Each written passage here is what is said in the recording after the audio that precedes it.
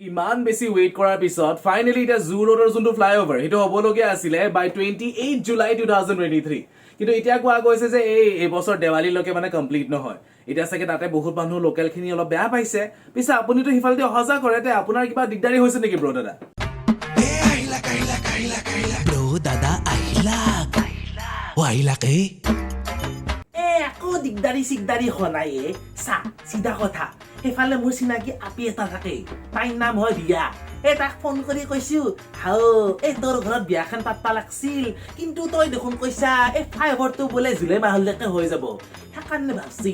যিহেতু দেৱালীলৈকে পিছুৱাই দিছি আৰু দেৱালীতে বিয়াখন পাতিম আৰু কিছুমানে যে বম চম ফুটে যি বম ফুটাবাক লিগে আনব না কাবাৰ বাচি যাব সেইগিলাখান আনি পেলাই নিজৰ বিয়াতে ফুটম পইচাখিনি বাচব আৰু সেইখিনি পইচাৰে একেবাৰে থাইলেণ্ড গুচি যাম আৰে লেবেল আছে না ঠগা আপাটো আছো তাই ৰিজেক্ট কৰিব নেকি হা তই কচোন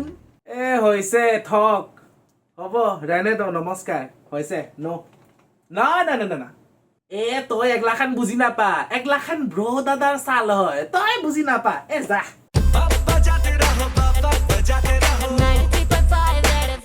बजाते रहो